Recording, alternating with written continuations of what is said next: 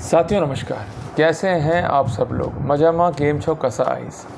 साथियों, आज के टाइम पे हर आदमी लोन लेता है और ईएमआई जो है वो लगातार पे करता है। अब कई बार प्रॉब्लम ये आती है कि आप लोग ईएमआई पे नहीं कर पाते हो, तो जो बैंकिंग इंस्टीट्यूशंस हैं ये रिकवरी एजेंट्स को भेजते हैं। अब ये रिकवरी एजेंट आपसे जो बातें होनी चाहिए प्रेम मोहब्बत की वो तो करेंगे नहीं, ये आपसे करेंगे अबे तबे, आपसे करेंगे गाली गलौज और अल्टीमेटली आपको करेंगे थ्रेट, और फिर व्हीकल को भी ले जाएंगे फोर्सफुली।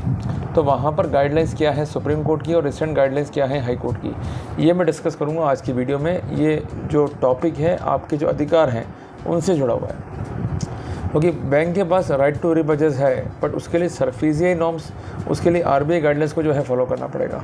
अगर ये गाइडलाइंस फॉलो नहीं करते हैं, मनमर्जी करते हैं, तो डेफिनेट उसका फ़ायदा जो है आपको मिलेगा। कानून मालूम होता नहीं है आपको, इसलिए आप घबराते हो। तो मेरा काम है आपको इनलाइटन करना, आपको जागरूक करना, ताकि आप अपने अधिकारों के लिए लड़ सको। और अगर आपके अधिकार निचले लेवल पे विंडिकेट नहीं हो पा रहे हैं तो उन्हें कोर्ट में कैसे इन्फोर्स करना है, उसके लिए रास्ते क्या होंगे, इसका समाधान भी आपको आज की वीडियो में मिलने वाला है। साथियों, टॉपिक काफ़ी इंपॉर्टेंट है, वीडियो को स्किप मत कीजिएगा। जो कुछ बता रहा हूँ उसको नोट डाउन कीजिएगा, वो बातें काफ़ी आपके जो है काम आने वाली हैं। तो साथियों, शुरू करता हूँ आज का प्रेजेंटेशन। साथियों, जैसा कि स्क्रीन पर आप देख रहे हैं, मैंने एक बात लिखी है, illegal scissor of vehicle by the finance company. साथियों, एक मामले के फैक्ट्स जो हैं, आपकी जो फैक्ट्स हैं उससे मिल सकते हैं, जिस कारण वीडियो काफ़ी इंपॉर्टेंट है, क्योंकि हर केस में जो फाइनेंस कंपनी है वो यही प्रोसीजर जो है अडॉप्ट करती है और आपके जो राइट्स हैं और जो आपके राइट टू परचेज के अधिकार हैं उसको अफेक्ट करती हैं। इस मामले में कई पिटिशंस जो हैं फाइल हुई और मेन जो ग्रीवेंसेस थी वो थी against Tata Motor, IndusInd Bank, Shriram Finance, ICICI Bank and the State Bank of India. और इनका मेन कंटेंशन क्या था पिटिशनर का, कि जो ये इंस्टीट्यूशंस हैं they forcefully seize the vehicle with the help of goonda element and मसलमैन्स।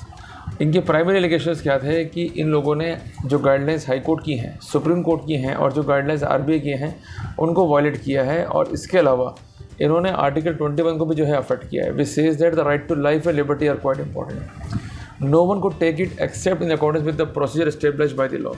पर यहाँ प्रोसीजर छोड़िए, इन्होंने ऐसी मनमानी करी कि हमसे गाली गलौज करा, गुंडागर्दी करी, हमको जो है असॉल्ट तक किया, हमारे आर्टिकल्स जो है चोरी करे और अल्टीमेटली हमारे व्हीकल्स को जो है सीज़ कर लिया। तो ये काफ़ी गंभीर मुद्दा है। 90% मामलों में ऐसा देखा जाता है कि बैंकिंग इंस्टीट्यूशन रिकवरी के लिए जो अपने एजेंट भेजता है वो ऐसी गुंडागर्दी करते हैं और लोगों को जो है परेशान करते हैं। साथियों, जब पिटिशनर कोर्ट में गए तो उन्होंने जो अपना कंटेंशन था वो रिलाई किया on judgement of honourable Supreme Court, जिसका साइटेशन था ICICI Bank versus Shanti Devi. Judgement जो है ये 2008 में रिपोर्ट भी किया गया था। कोर्ट ने स्पेसिफिक किया कि अगर बैंक जो है गुंडे बेचता है या मसलमैन बेचता है ड्यूरिंग द ओड आवर्स और रिकवरीज को जो है इनिशिएट करता है जो गलत है, तो ऐसा एक्शन जो है इलीगल है and can not be allowed to be stand. Patna high court ने Sanjay Kumar versus UCO bank के मामले में ये स्पष्ट किया था कि seizure of this nature means sending goonda, sending muscleman, ये इलीगल है। और डायरेक्शन दिए गए इंस्टीट्यूशंस को कि वो ऐसा ना करें, और अगर उन्होंने ऐसा कोई व्हीकल सीज किया है तो ये रिटर्न कर दें कंसर्न ऑनर को, और जो भी डैमेज हुआ है ये डैमेज के लिए डैमेजेस जो है पे करने के लिए भी तैयार रहे। पर उसके बावजूद भी ऐसा देखा गया है कि बैंक ना तो ये प्रोसीजर फॉलो कर रहे हैं, ना ही सरफेसी एक्ट की जो गाइडलाइंस है उसको फॉलो कर रहे हैं, और ना ही कोई नोटिस कंसर्न पिटिशनर को दिया गया while doing the proceeding of the seizure. साथियों, यहाँ पर कंटेंशन ये था पिटिशनर का कि पेंडेमिक पीरियड था, अब कोई भी ओकेजन जो है हो सकता है, तो वहाँ पर गवर्नमेंट ऑफ इंडिया ने और रिजर्व बैंक ऑफ इंडिया ने कुछ डायरेक्शंस दिए थे कि कॉर्सिव स्टेप जो है ना लें, और मॉनिटराइजेशन को भी जो है लागू किया गया था। इसके बावजूद भी इन लोगों ने इलीगली जो है एक्ट अपॉन किया है। सबसे इंपॉर्टेंट पॉइंट क्या था कि 13 का नोटिस जो है वो जारी हुआ 20/9/21 को, और उससे पहले ही इन्होंने जो कार्रवाई थी रीपोजेशन की उसको इनिशिएट कर दिया और 2/9/21 को ये कार्रवाई जो है पूर्ण हो गई।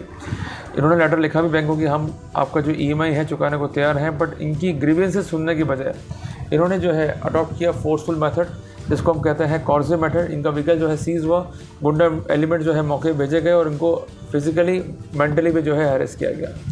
स्टैंड क्या है बैंक का कि we are not the state, तो ये रेट जो है मेंटेनेबल नहीं है। दूसरी बात, जो लोन एग्रीमेंट था उसकी जो शर्तें हैं उसमें एक शर्त ये भी है कि हम व्हीकल को जो है रिपर्चेस कर सकते हैं अगर EMI डिफ़ॉल्ट है। तीसरी बात कि हम गवर्न नहीं है सरफेसी गाइडलाइन से। कोर्ट ने सबसे पहले ये देखा कि सीजर जो है वो किसने करा है और जो बात पिटिशन लेके आ रहे हैं वो सही है या नहीं है।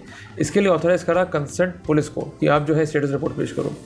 पुलिस ने जो है स्टेटस रिपोर्ट पेश करी तो उन्होंने कहा कि ये जो व्हीकल्स जो है सीज़ हुए हैं ये सीज़ हुए हैं by the agent of the financial institution. दूसरी इंपॉर्टेंट बात, जो लोग ये कहते हैं कि हमारे साथ जो है मारपीट हुई या असॉल्ट हुआ या थेफ्ट हुआ तो ये लोग कार्रवाई करने नहीं आए। सबसे बड़ी गलती आप लोग यही करते हो कि आप लोग कार्रवाई नहीं करते हो लेकिन शिकायत नहीं करते हो। इसलिए मैंने एक बात यहाँ लिखी है रेमेडी के फॉर्म में कि जब भी इस तरह का इलीगल एक्शन हो तो immediately you have to file the police case. उस कंडीशन में एक प्रॉपर रिपोर्ट लिख के दो और रिपोर्ट को बाय पोस्ट जो है भेज दो। और सेक्शन 27 जनरल लॉस एक्ट में यहाँ पर एक आधार बन जाएगा और कोई दिक्कत आपको आएगी तो वो एविडेंसेस जो हैं वो कोर्ट में काम आने वाली हैं। साथियों, सबसे इम्पोर्टेंट बात यह है कि जो प्रॉपर रिकोर्सेस थे सरफेसी एक्ट के और रूल्स के उसको जो है यहाँ पर अडॉप्ट नहीं किया गया। तो जो बेसिकली जो आर्टिकल 21 कहता है the right to live with the human dignity, उस राइट को भी जो है अफेक्ट किया गया। तो कोर्ट ने यह बोला कि ऐसी कोई भी एविडेंस फाइल पे नहीं है कि जो कंसर्न रेस्पोंडेंट है उन्होंने फंडामेंटल राइट्स का वायलेशन नहीं किया हो। सबसे इम्पोर्टेंट बात यह है कि जो रिकवरी का पावर है वो एक्सरसाइज तो होगा but subject to the guidelines of Supreme Court, RBI and SARFAESI Act, जबकि इसे कोई भी गाइडलाइंस जो है फॉलो नहीं की गई। अब सबसे बड़ा प्रश्न बनता है कि गाइडलाइंस क्या है, वो गाइडलाइंस क्या है ये भी हमारे समझना काफ़ी इंपॉर्टेंट है। नोटिस जो है देना होगा बिफोर टेकिंग द पोजीशन। दूसरी बात, उसमें टाइम स्पेसिफिक करना पड़ेगा। तीसरी बात, the procedure for taking position of security उसको भी जो है मेंशन करना पड़ेगा। And provision regarding final chance to be given to borrower for repayment, अगर वो नहीं करता है तो आगे जो पोजीशन करने जा रहे हो उसका भी उसको जो कॉन्सेप्चुअल और फैक्चुअल सिक्योरिटी है क्लियर करना पड़ेगा। And procedure for giving reposition of the concern vehicle and the policy and the procedure for sale and auction of the set property. जब तक ये प्रोसीजर या फंडामेंटल जो है स्पेसिफिक नहीं होंगे तब तक की गई समस्त कार्रवाई जो है गैरकानूनी है।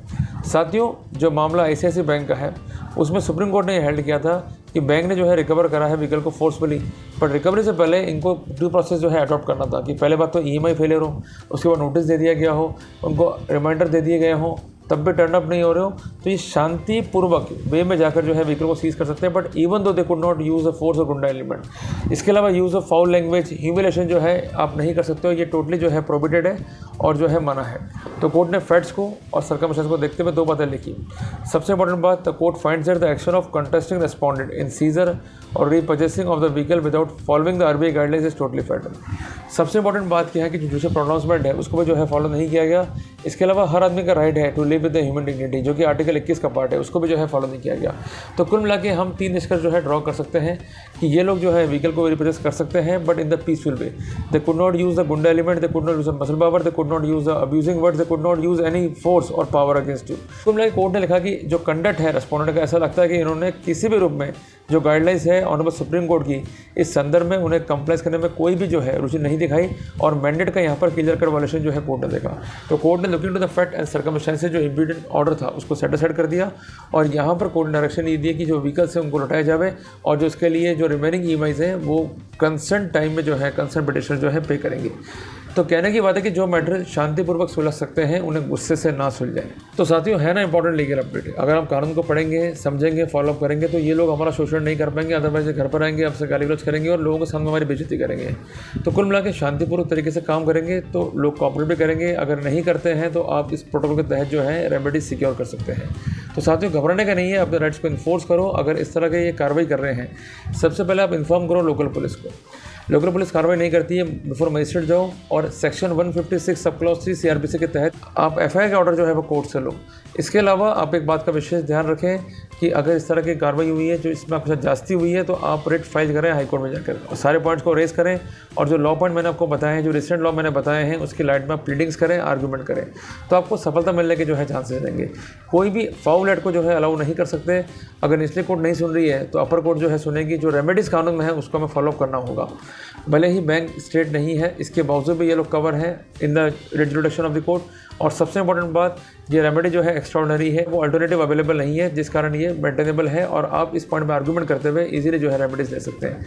साथियों, टॉपिक अच्छा लगा तो इस वीडियो को लाइक और शेयर जरूर कीजिएगा। मिलते हैं एक नए टॉपिक के साथ, तब तक के लिए जय हिंद, जय भारत।